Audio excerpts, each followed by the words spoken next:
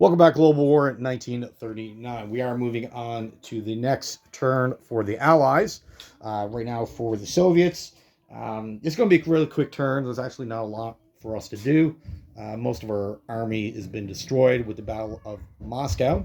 As you can tell, the Germans did invade and did capture it. This is a pretty standard time frame. Typically, in most games that you see, if you want a good judge of what your timeline is with the Germans versus the Russians, turn 6, you should be in Moscow. So basically, turn 2 and 3 is going to be a build-up of forces. Turn 4, turn 5, turn 6. Yeah. So, and we're actually not going to do any production this turn. The Germans did steal it. Anytime you lose your capital, all the money that that nation has goes to the conquering nation. There is a select few over in China. When or if they ever get wiped out or removed from the game, they don't lose their money. They hold on to it. They can't spend it. They can't do anything with it. They just retain it for the hopes of being liberated by one of their allies. And then at which point they can start spending again. So for the Russians, we do have a battle group up in Viipuri that we're going to do something with, but we do have one battle to declare. It's way over here against the Japanese. We have 3 infantry, artillery, heavy artillery up against 1 Japanese infantry. Should be a nice, easy battle.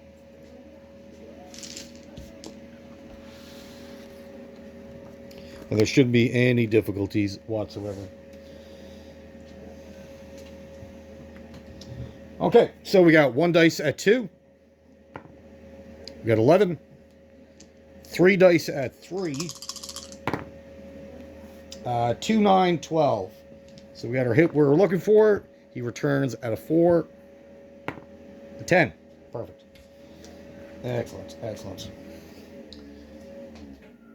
We don't want to be losing 0, no units this turn, as at this point, every unit on the map is critical. Now, there is the Northern Finnish battle group. We were tempted to go on an attack and attack this force here. There's 3 max in our artillery infantry, but the counterattack would be pretty devastating. And those units are critical to a future planned sequence that we are trying to set up. So we're just going to back them off and preserve those units. So we got a battle group in Viipuri. Like I said, we're going to move them in the non-combat phase up to the most northern Finnish territory, Torin. And they will be followed up with the 3 tanks in Leningrad. So that's a KV-2, 2 light tanks. The infantry that's in Western Russia will go to Leningrad. Now the 2 guys in Stalingrad, there's not much we can do with those. We could attack this tactical. I think that'd be hilarious if they were able to pull that off. But I think that'd be a waste of resources. We're going to try to reserve units as best we can. So 1 infantry is actually going to back out into southern Kaskak. I think that's how you pronounce it. We're going to keep 1 guy behind. Just so it's not a walk-on. So they actually have to fight for it. There's a couple of bases on the map that we want to remove. There's 2 air bases, 1 in Leningrad and 1 in Helsinki. We're going to destroy both of those. We will not be needing those anymore. Meeting factory in Stalingrad, we're also destroying. We don't need that anymore. And the fort, obviously, is basically, we're keeping that guy there so the fort will be active. And so they have to fight at least 1 guy. We'll get 3 dice. So 3 dice at 5 for 1 round. Hopefully we're lucky. We knock out 2 units. 3 would be better, but we'll definitely take 1. Any kind of damage we can do with it, we'll take. And then the guy way over in Archangel, or not, Novosibirsk is moving down to Kiskak SSR. And that's pretty much all we got to do. So for collect income, right now our just territorial, we're at 31, and we still collecting 2 bonuses, one for Helsinki and one for this territory. If you own this and 1 city, you collect 6. So that'll be 12. That puts us up to 43 to spend on the next round. Fantastic. And our fleet is not going to move. They're staying in Sea Zone 7 for right now. We may do something with them later, but for right now, staying in Sea Zone 7. All right, that is it for the Soviet Union. Next up is the British Commonwealth. And let's see what they are going to do. Okay, well, thank you for watching. Have yourself a great day. Welcome back, Global War in 1939. We are moving on to UK Commonwealth's 6th turn in the game. We only got 1 battle to declare out, and that's just a walk-on. Outside of that, it's just going to be a bunch of non-combat moves, unit placement, and that sort of thing. So for UK proper, we have a suspicion the Germans are up to something. So we want to be prepared. So we're going to take this turn to set ourselves up for success on later events. If they happen, I have a feeling they will. So we're going to buy a fortification. Churchill tank for 6. Fortification is 15. The remainder 28. We're going to buy a radar tower, 1 infantry, and 2 Hurricane fighters. These are the fighters that cost 10, attack and defend at 6. And what the radar tower does, I'm pretty sure this is the first one in the game. Basically, if you pair that with an air base, if there's a naval battle, then the fighters are allowed to scramble. Normally, you can scramble up to 3. The radar tower allows you to add a 4th to the scramble, and then all your fighters get a +1 on that sequence. So it is quite worth it. It only costs $5. It's a stationary structure.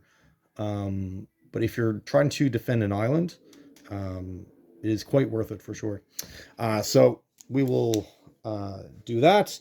Canada has 15 in the bank. They'll spend 14 on their standard 2 destroyers. South Africa will get their medium tank as they make $6 a turn. FEC are going to also build a fortification, and then the remainder 16 will get 4 infantry artillery. Anzac is going to save $4 for a future turn, and then build a naval base for 10, and 2 subs for their last 12.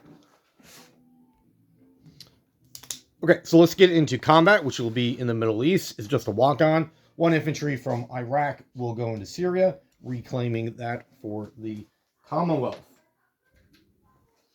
All right. And there's a strong possibility that this will be our last turn holding the Middle East and collecting this bonus. So we're just going to try and make everything as painful as possible for the Axis.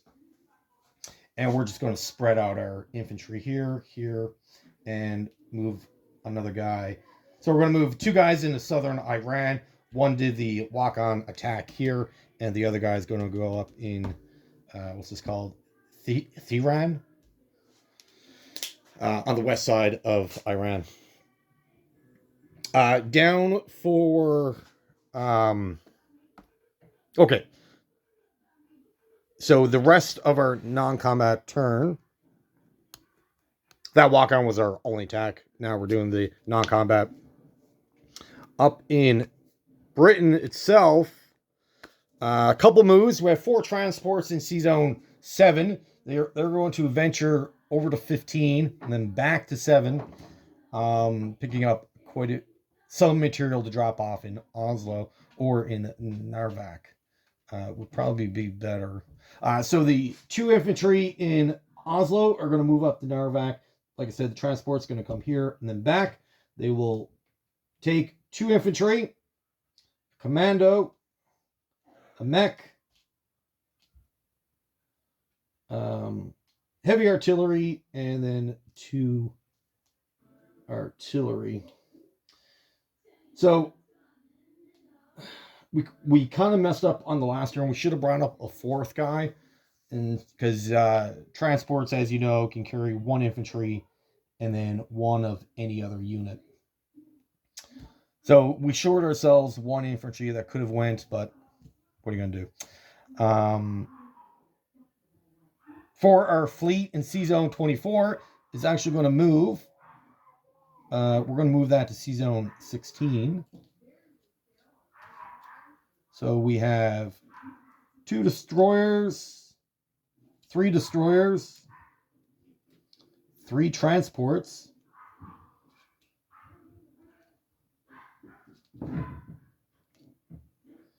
and then our 5 Flower class corvettes. So all that's going to be moved into C Zone 16. All right, and then our fighters are going to stay. Our bombers are going to stay.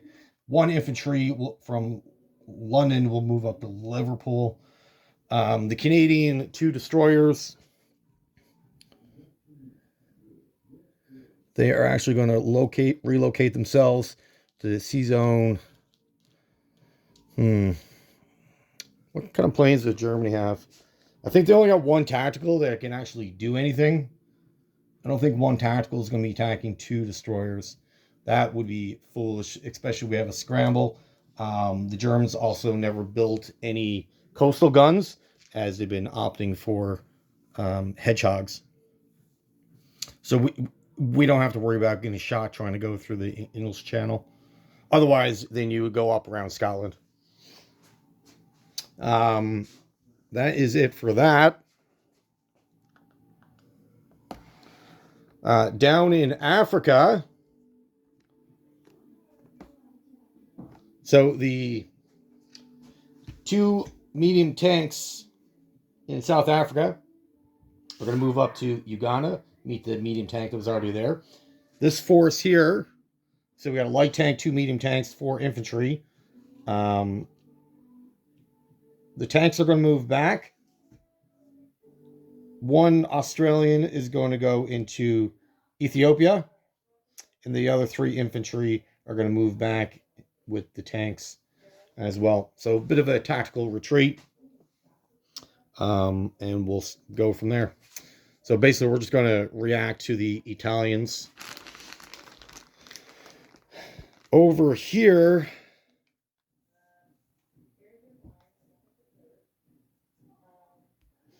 so over in India, the guy in Madras is going to move to Bombay. This guy in West Bengal will move in.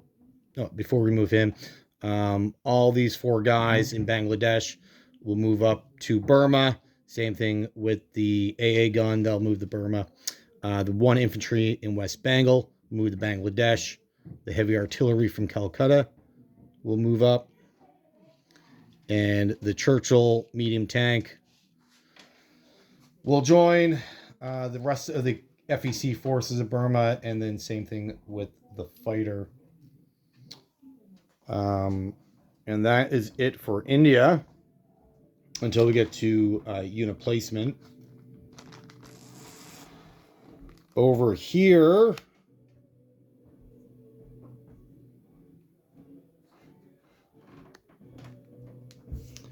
so for FEC, we're going to muster our Navy in C Zone 97. So that's where we want those units. So the transport in 101 in New Zealand is going to pick up the infantry there, go to 99, 98, 99, pick up a medium tank, go to 98, 97. And I'm going to drop the tank and the infantry off in New Guinea. The other 2 transports are going to join them, move 2 spaces up to 97. So we have 3 there total. And they will bring with them 2 artillery, 2 infantry. Okay. There's nothing we can do with the Money Islands. Over in Canada, we have our 2 transports, artillery, 3 infantry in 137. They will come down to Hawaii in 120 and bring the entire garrison of British Columbia down with them.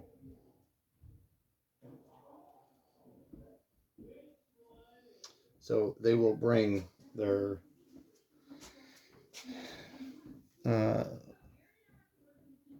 units down to the Hawaiian Islands. So everything that got transported got offloaded onto the islands. And that will be it. All right, so for unit placement, consider we're already here. Let's knock out FEC and Anzac. So FEC has a fort, which is going into Burma. And then we have our artillery into Calcutta, 1 guy into Bangladesh, another guy into Madras, and the last 2 infantry will go into Calcutta. That is it for them. For Australia, what do we have? 2 subs, which have to go into Sydney, C-Zone 99.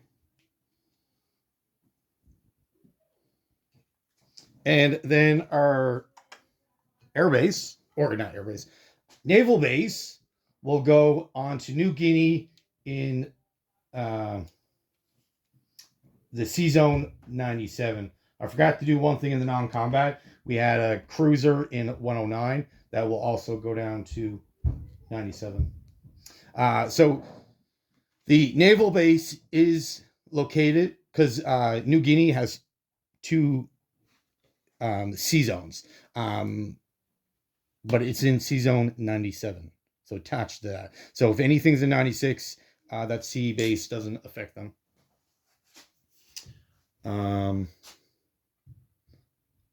Nothing going on over here. For South Africa, they're going to drop their medium tank.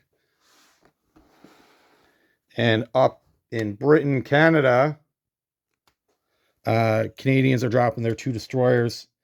Sorry, my apologies. UK proper is going to drop their Churchill in Calcutta. The fortification is going into London. The radar tower is also going into London. And the infantry will go into Liverpool. No, sorry, apologies. That infantry is going to go into Iraq. We do have an army base there. And then the 2 fighters is going into Liverpool. So everything is spent. That's all spent. So let's get rid of any money that we spent. And then I'll be back with purchases. So that's all gone. Canada saved $1. Anzac saved 4. Perfect. Okay. Let me calculate income, and I'll be back to you in a minute. Okay, so for the UK Commonwealth income, UK starts where their production level is 33. They are down 7. However, they're up 12, plus 2 bonuses of 5 each, puts them at 48. Canada's still collecting its 15 because of 2 bonuses. They saved $1, so they're at 16. FEC is at 22. Or, sorry, this is Anzac, sorry. Anzac's at 22, again, because of bonuses, and they saved 4. South Africa got 6. FEC has 29. They are down 3, but they're up 4. So they're actually up 1. And then their bonuses, of course. All right, that is it for UK Commonwealth. Thank you for watching. Have yourself a great day. Welcome back, Global War in 1939. This is the KMT sequence, or part of their turn, along with the Americans. Um, KMT actually has no combat to conduct, unfortunately. Um, they kind of wanted to. However, the target where they wanted to go is actually a little too far away. They could come down in a French Indochina, but I don't want to split the Chinese forces up too much. And they still, in Siam, they still got a sizable air force, even though they lost a good chunk of it in the battle for C-Zone 70. They're still left with a medium bomber. They still got 4 veterans and 3 of these torpedo bombers. They're not tacticals, but they're torpedo naval bombers, which are quite deadly. And the Japanese have been faring quite well utilizing their air force to knock out 2 size, not super big Burma armies, but still big enough, which has a lot of material, a lot of money attached to it. It takes time to build, move around, so it's becoming quite annoying. So what we're going to do, we're just going to do a simple non-combat move with the KMT, unit placement, and then pass the turn along. So for their purchase, they're just buying 3 infantry for 9. They have 11, so they're going to save $2. And then basically everything in both of these Chinese territories are going to move down to Burma.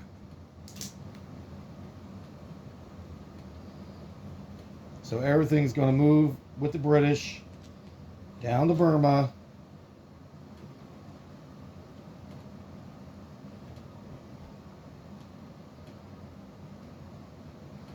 So we have a sizable army, and the AA gun is going with them. The fighter is going with them. All the artillery, everything is going down with them. Cool. Unit placement, 3 territories, 3 infantry. Boom, boom, boom.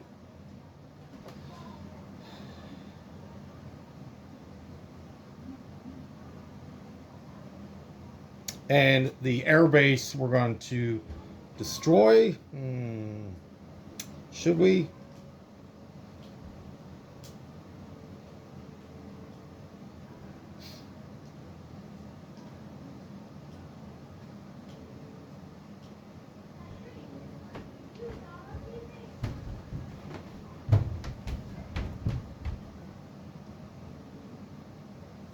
Yeah.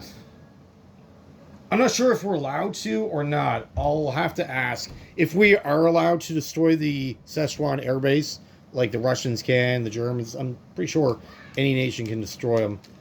We will. If not, then we'll keep it there. I'll have to reach out.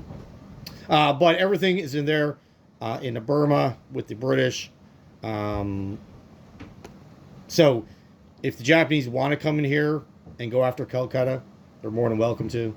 I don't think they have enough firepower to do so. We are kind of surrendering the nation of China.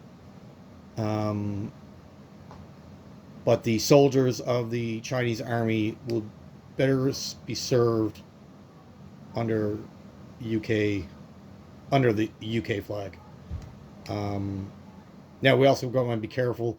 We don't want to make this super convenient for the Japanese either. It is linked to a $7 bonus.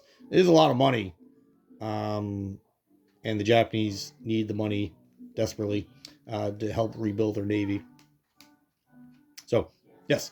So, income, they're going to collect 10. They did save 2, so that puts them at 12.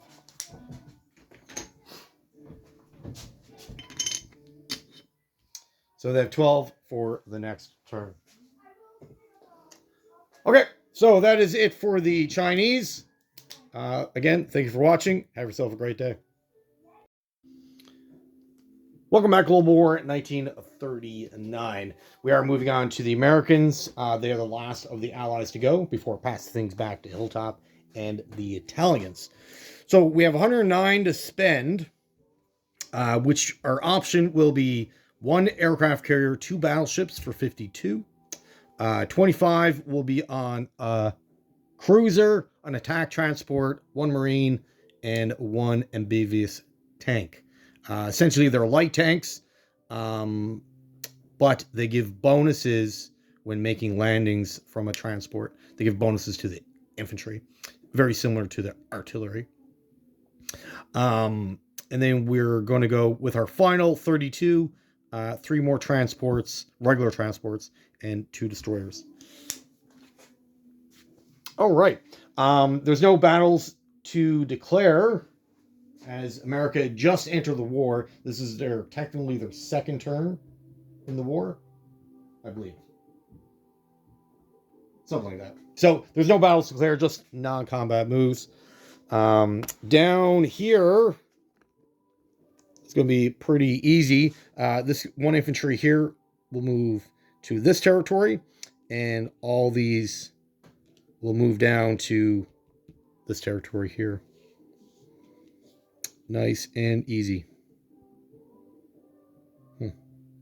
And our coastal battleship will stay where it is.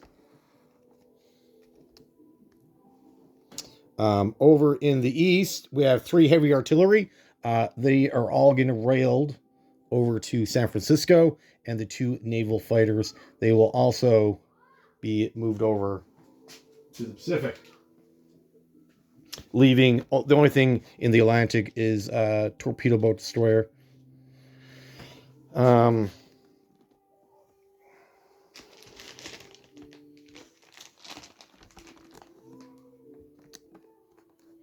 Actually, my apologies. The torpedo boat destroyer will go down to help out in Brazil. So we'll go C-Zone 29. I believe it has to stay on the coast. It can't go out in open water. So we'll go to 29, 49, 51. So we'll just hang out in C-Zone 51. Sorry about that. Over here, so we got a couple destroyers here. We also got the Anzac fleet in 97, but it is under threat by the Japanese. So we do want to back them up and help out our friends while we can. So we got 3 destroyers in C-Zone 109. They will come down to 97 to help out the Anzacs. So all that's in 97. The 2 destroyers in the convoy box, they're no longer needed there. They will come down to C-Zone 95.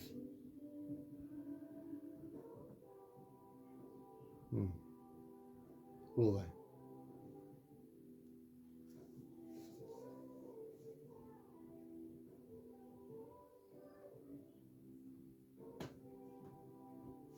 No, that's probably a mistake.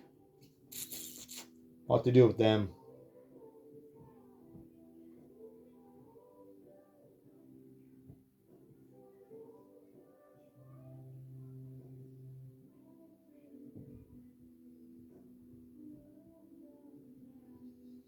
I guess they'll come up to Hawaii. And the reason why I'm thinking is they have fighters in the Philippines that we. Now, the likelihood of him attacking or risking 2 fighters over 2 destroyers, I would certainly do it. I'm not sure what he would do. So let's just play it safe, move him up to 120. Otherwise, they would come down with the Australians, but they're a little far away. No, they can make it. 1, 2. No, they can't.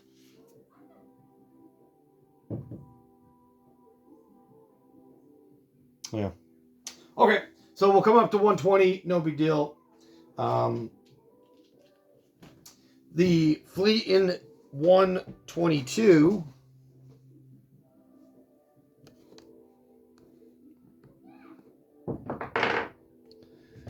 So the fleet in 122 will come over to the Hawaiian Islands. They will take 2 transports, the 2 infantry that's on the territory of BAJA, and get dropped off in Hawaiian Islands. The sub will come, the aircraft carrier. The fleet in 123 will also bring the aircraft carrier, the 2 destroyers, and the TAC transport, and the 3 normal transports. So that's 4 transports we can bring. So we will take the 4 Marines that are stationed here, and they will be dropped off in Hawaii. The medium tank, the amphibious tank, and the 2 artillery. And it's all going to get dropped off in Hawaii. So all that is there with their Canadian soldiers as well. The 3 guys in Southwest will move up into San Francisco.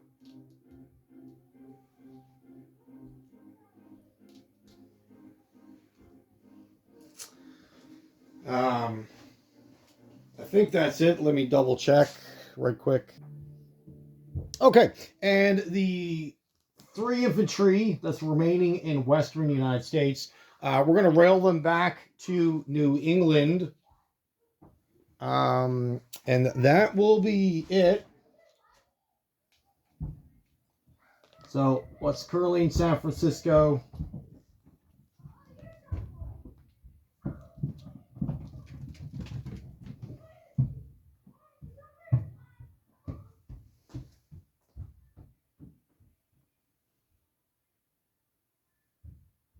Yes.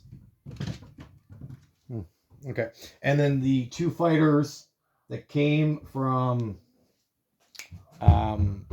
Washington are actually going to go to C-Zone 133. All right, unit placement.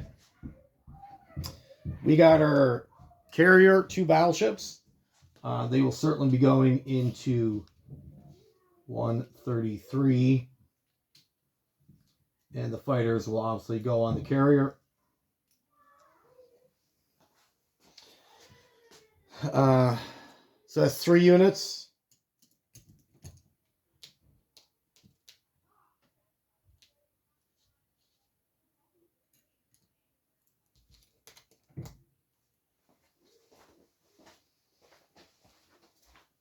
The rest of our ships, so we got a cruiser.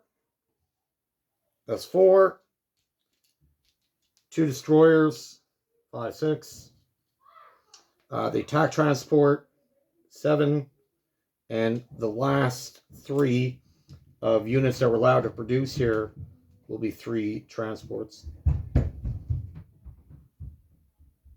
Okay.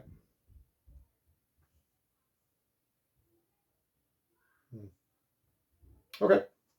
Sounds good. Looks good. And then we still got an amphibious tank and 1 Marine. We will build that in New England. So an amphibious tank and a Marine. So this is what the East looks like now. And like I talked about off camera, was facing over there. That coastal torpedo boat destroyer is down in 51. I believe they're allowed to go anywhere that they need if there's no restrictions from territories. But I believe they have to stay on the coastline. So again, the path they took, 29, 49, 51. Even if that is considered open water, which it shouldn't, we'll put it back, but I'm pretty sure that's a legal move.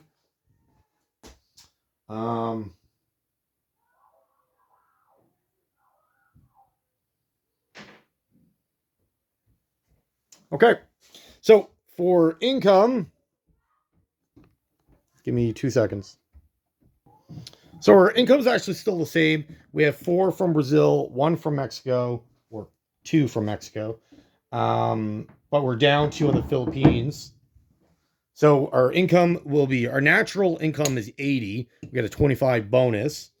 But we're down to up 6, giving us a +4. So we're at 109 again, which it'll probably be like that for a while. Okay, so that is it for the Americans on this turn. So thank you for watching, and have yourself a great day.